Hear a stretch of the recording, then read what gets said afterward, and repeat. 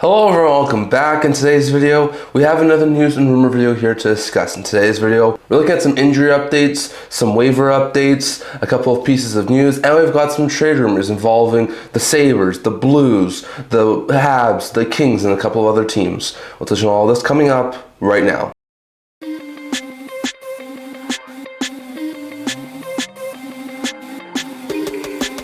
Hello everyone, welcome back to another video here at the End-to-End Hockey channel. Now before I begin this video, do not forget to like this video and subscribe below. Thank you for all of your support. I would never be able to do this without all of you guys, so if you haven't already, don't forget to hit the subscribe button down below. Don't forget to leave a comment. We're on the road to 1,000 subscribers and trying to hit 650 by Friday, which is the trade deadline day, so if you can, leave a subscribe. It really does help the channel. And also don't forget to stay tuned for more videos coming out in the very near future. If you haven't already, check out my Buy Me a Coffee page. I'll leave a link to it in the description below, and if it's within your means, please leave a donation. It really does help with the channel. And on top of that, don't forget to stay tuned for Friday's live stream at 11:30 a.m. Mountain Time, as we're going to be talking about all the things that happen on trade deadline day. So don't forget to stay tuned for that. It's only 2 days away now. But in today's video, we have another news and rumor video here to discuss. Now we're going to start off with some injury updates because there are no signings yesterday. So first, Arturi Lehkonen left Monday's game with upper body injury and is out week to week. So that's a bad blow there for the Avs. Doesn't seem like it's season ending, but it seems like Lehkonen will probably miss at least a couple of weeks for the Colorado Avalanche. So that is a bad blow as they lose a top six forward. Rupe Hintz, who has been dealing with an illness since getting back from the Olympics, has officially been placed on injury reserve. That's not great news there. You don't usually see players who have illnesses be placed on injury reserve, so hopefully it's nothing too serious, but he's already missed a couple of games, so as soon as he's ready to get back, he should be able to be activated off of injured reserve. Tomas Nosek, who had missed the entire season with a knee injury, was activated off of long-term injury reserve and made his season debut on Tuesday, so it's a big boost there for the Panthers to get a really solid bottom six forward back into the lineup. Quinton Byfield missed Monday's game with upper body injury and is out day to day, so it doesn't sound like it is anything too serious, but Byfield did miss Monday's game, and the Kings continue to have a slew of injuries right now, so hopefully it's nothing too serious. Jonas Brodin, who had missed almost 2 months with a lower body procedure, was activated off of injury reserve and returned to game action on Tuesday, so it was a big boost there for the Wild to get their solid defensive mind and top four defensemen back. JT Miller left Monday's game with upper body injury and was placed on injury reserve, so not great news there. I don't think it's anything too serious, but he's at least going to miss the next couple of games for the New York Rangers, so bad blow there for New York R. Dominic James left Saturday's game with a leg injury and has officially been placed on injured reserve, so not too surprising there. Just like Miller, he'll miss a couple of games at the very least, so very interesting note there. And then Pierre-Olivier Joseph left Monday's game with undisclosed injury and was placed on injury reserve, so once again, it doesn't sound like it's anything too serious, but he'll miss at least a couple of games. And because of that injury reserve placement, the Canucks have shifted Demko from injury reserve to long-term injury reserve, which is not too surprising because he does have a season-ending injury. So very interesting note there with some very interesting injury updates from our past couple of days. Next, going over to some recalls and reassignments. When it comes to some recalls, the Hawks recalled the Maestro, the Avs recalled Paulin, the Rangers recalled Kemlar and Parsonen, the Bolts recalled Geeky, and the Knights recalled Lavoie. Very interesting note there, after trading Connor Murphy, the Hawks has spawned the blue line, so they called Ethan Del Maestro. We'll see if he winds up fighting for that last spot. Paulin was recalled by Colorado due to the fact that Lehkonen is injured. Kemlar and Parsonen were recalled because the Rangers also sent down a couple of players, so they just changed up a couple of things. So we'll see how Kemlar and Parsonen do at the NHL level. Connor Geeky was recalled by the Bolts because of the injury to Dominic James. Hopefully it's nothing too serious for James, but Geeky's going to get another stint at the NHL level. And Lavoie was recalled by Vegas because they do have a couple of injuries as well that they are dealing with right now, so we shall see if Lavoie gets into some game action and if he can really help boost that bottom six for the Vegas Golden Knights. So very interesting out there, but some very interesting recalls from our past couple of days. When it comes to some reassignments, the LA Kings have reassigned Booth and Portillo to the AHL, which is not too surprising there. Those guys were only recalled because they had some injuries, which might indicate that the Kings are getting a couple of injured players back, so that could be a really big boost. But Booth and Portillo were sent back down to the AHL. Kiersted was sent down to the AHL by the Minnesota Wild due to the fact that Brodin's healthy now, so there's no need for him at the NHL level, so they sent him back down to the AHL. And then Brendan Brisson and Scott Morrow were both reassigned by the New York Rangers to the AHL, so that's not too surprising. Both Brisson and Morrow had some pretty decent stints, but after recalling Kemlar and Parsonen, they needed to create some more roster space, so they sent down Brisson Brisson and Morrow. So we'll see how those two do at the AHL level. But some very interesting recalls and reassignments from our past couple of days. Lastly here, just a couple of interesting pieces of waiver updates. Yesterday we talked about how there were 3 players placed on waivers. That was Gustav Olofsson in the Seattle Kraken organization after the Kraken signed him. That was Eric Gustafsson in the Red Wings organization after placing him on waivers, and that was Pitlick in the Wild organization after placing him on waivers after claiming Robbie Fabry yesterday as well. So there were 3 guys on waivers. I said Olofsson most likely clears. Pitlick, maybe there's a team or 2 out there who could add him as like a decent bomb 6'4", but he probably clears as well. And I said Gustafsson, he's making $2 million, so I think it's highly unlikely he gets claimed, but he is still a very decent third pair defenseman, so I thought maybe, given the fact he can provide some offense for some teams, he could be claimed. But all 3 guys that actually wind up clearing, so not too surprised about that with Olsen, really not too surprised about that with Pitlick, and I would be a little bit more surprised about Gustafsson if his cap was a little bit lower, but with that $2 million cap, I'm not overly surprised that he also wound up clearing waivers. So Olsen, Gustafsson, and Pitlick were all reassigned to their AHL affiliates and shall await their next call-up options, but I'm not overly surprised that those guys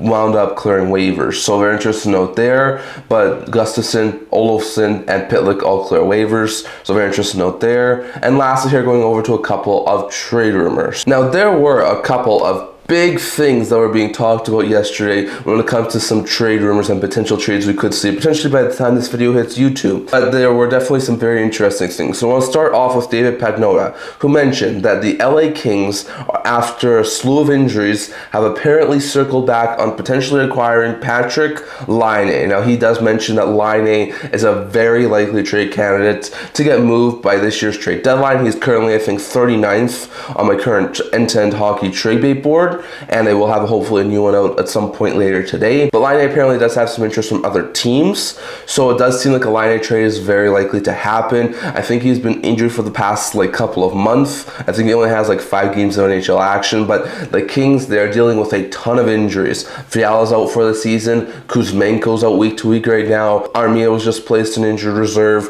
Byfield's now out day to day, so they have a slew of injuries. And even with the addition of Panarin, that offense has taken a hit. So because of all of that, they really do want to try and add at least 1, maybe 2 wingers before the trade deadline, and it seems like Laine is a potential option. There was some linkage to Laine from the Los Angeles Kings a little while ago, but that sort of fizzled out, especially after the Panarin addition. But after all these injuries, it seems like the Kings might be looping back to Laine. If the Canadians retained half of his contract, they could bump his cap hit down to I think $4.4 million, which is a little bit more palatable for Laine. He's not the player he once was, which was the 40 goal scorer in Winnipeg, but he's still a pretty decent third pair guy, and still has a wicked shot if he stays healthy. So it's a very interesting note there. It does seem like a Laine trade will happen at some point between now and Friday's trade deadline, and it seems like Los Angeles, after the amount of injuries they've suffered over the past couple of weeks, has some serious interest in him, so that's going to be a situation we have to watch out for.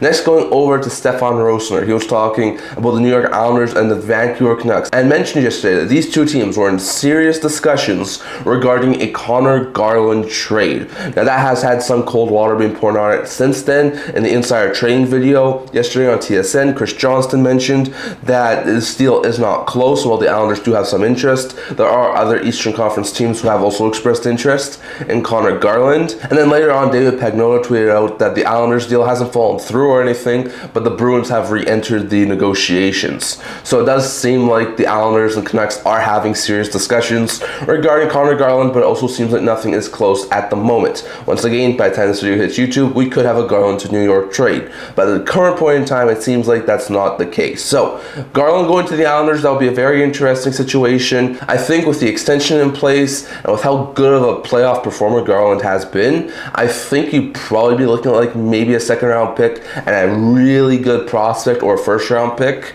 and some sort of a Garland deal. I think that's what the Canucks are trying to get. They could also look to try and take on a bad contract when there was a lot of discussions involving the Islanders and the Canucks. I saw some people say maybe the Canucks would take on the Anthony Duclair contract, which is a player we mentioned a couple of videos ago the Islanders are looking to try and move, which I think would make some sense. So this is a very interesting situation to watch out for. Luke Dollywall earlier in the day, before Rosner mentioned that these 2 teams were talking, did mention that the Canucks, Conor Garland is the most likely veteran to get moved by the Friday trade deadline, and that the Islanders, the Bruins, and the Senators all had serious interest. interest, and it seems like the Islanders have sort of made themselves the front runner at this point, but nothing is close. So I could see Garland go to the Islanders. I think he'd be a really good fit. Put him in the middle six, playing with guys like Pagnotta or Anders Lee or things like that, especially in the playoffs. He could make some things happen for that New York Islanders team. But I think we'd have to wait and see what the return would be and what the Canucks would be getting. So it's no guarantees that this deal happens. It seems a little bit less likely than when it was first reported early yesterday, but it's definitely interesting to note there that the Islanders and Canucks are having some discussions when it comes to potentially a Garland to New York deal. So we'll have to wait and see on that. Next, going over to Brian Lawton. He put out a tweet yesterday mentioning that the Blues are ready to move on from Jordan Binnington, and he'd be surprised if we don't see a Binnington trade by Friday's trade deadline. Now that's very, very interesting. I was not expecting Binnington to get moved at all. We've heard Shen, we've heard Falk, we've heard Thomas, we've heard Kyrou, a couple of other lower end guys in St. Louis, but I was not expecting a Binnington trade. But now it seems like not only is it very likely, it could be a deal we could see in the very near future. Now, if you're looking for teams who need some goaltending help, who could use a guy like Jordan Binnington, there are sort of 4 teams, in my opinion at least, who I think could definitely use them. The 4th team will be Edmonton. Now, Elliot Friedman has mentioned the Oilers are not a team who's currently looking for a goalie upgrade. They've made the bed they're sleeping in. They acquired Tristan Jarry. They have Conor Ingram as the backup. It seems that they're going to run with that. It may cost them the playoffs this year, but that's sort of what it seems like, according to Elliot Friedman, the Oilers are doing. So I do not expect the Oilers to be in on Binnington, but if they were to want to move on from Jarry, they attach a couple of pretty big assets, because I think you'd have to pay people to take on Jarry's contract again. So if they were to attach some assets and do something like that, maybe they could pull off a Binnington deal, but I'm not going to say it's a guarantee. Another team will be Carolina. I think they're a little bit less likely as well. Boosie's had a pretty solid season, but he's not playoff tested. I don't think you really want Anderson to be a playoff starter. So if they acquired Binnington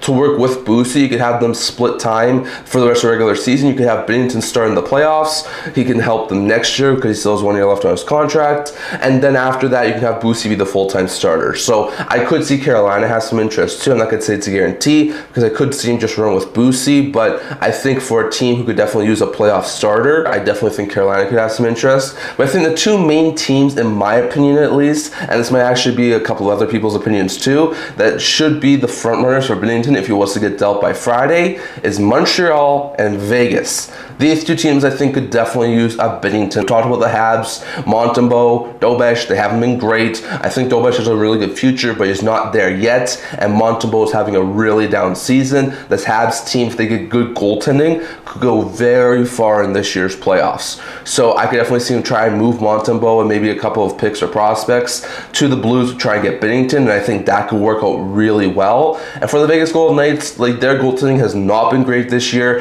Adin Hill has had a pretty down season, and he's been injured. Hart has also been injured this year and then have a really great start to his Vegas career. Schmid's been all right, but he's not been fantastic. And Lindbaum, he's a young rookie, and he's only been called upon when need be. So I definitely do think that Vegas and Montreal make the most sense. Even Anthony Strickland recently put out a tweet saying that the Golden Knights and the Habs are 2 teams who are heavily looking at the goalie market. And even Elliot Friedman mentioned that in the past little while, trade shares picked up about Vegas potentially acquiring a goaltender. So we know that Vegas wants to make the big splash, and they want to try and go after the best player at a position of need. Their position of need this year is goaltending. So I would not be one bit surprised if we saw some sort of a Binnington for Hill trade before this year's trade deadline. So very interesting note there, but keep your eye on Jordan Binnington, as now it seems like he's very likely to get dealt by this year's trade deadline. So I'll have to wait and see on that. And lastly here, going over to Robert Thomas and the Buffalo Sabres. According to Darren Dreger yesterday, he was talking about the Buffalo Sabres and the St. Louis Blues, and mentioned that talks were intensifying between the Blues and the Sabres around Robert Thomas. So that's a very interesting trade there. Now, earlier today, before I recorded this video, Darren Dreger did put a little bit of cold water on it, saying that the Sabres don't want to part with the assets needed to make that sort of a deal. So at this point in time, they're not out of it, but just seems unlikely at this point that that sort of a deal would happen. However, there are other reporters who are saying that there is a possibility this deal could still happen. So very interesting note there. So this could be a deal that I could really see happen. Now, the Sabres, the one thing I've said for the last couple of years when I was hoping that they would be able to make a playoff push is they have a ton of really young forwards that they could put into a trade package to make some sort of blockbuster deal. Like, I think if this was a trade, like you're looking at Thomas, it seems like they want 3 or 4 first-round equivalent pieces. So if you can make a deal of something like this, where you have a first-round pick this year, you have maybe a Jack Quinn or Yuri Kulik, you have maybe like an Isaac Rosen or a Constantinius, something like that, where you have those 3 pieces. You have Quinn or Kulik, you have Helenius or Rosen, and you have a first-round pick,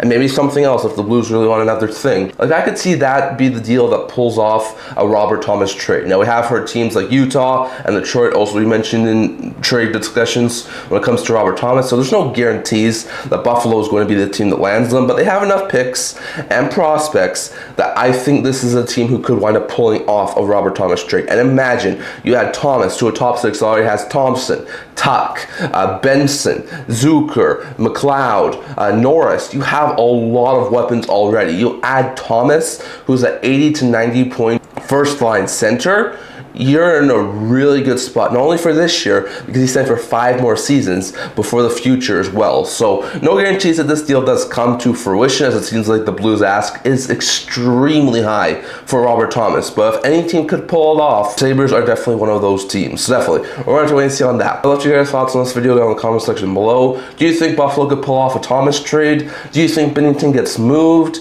Do you think that the Islanders pull off a deal for Conor Garland? And do you think the LA Kings could acquire Patrick Laine? Definitely have your thoughts on all of that, plus all of the updates that we talked about earlier in the video. That's all I'm going to talk for today. Remember to like this video. If you're related to it, remember to subscribe down below. Thank you for all of your support. I would never be able to do this with all of you guys, so if you haven't already, don't forget to subscribe button down below. Don't forget to leave a comment. We're on the road to 1,000 subscribers. And don't forget to stay tuned for videos coming on in the very near future. I also do a blog to make news, rumors, analysis, so for that, so check that out. I'll go into that in the description below. Can't wait to see you guys all for the next video. See you guys soon.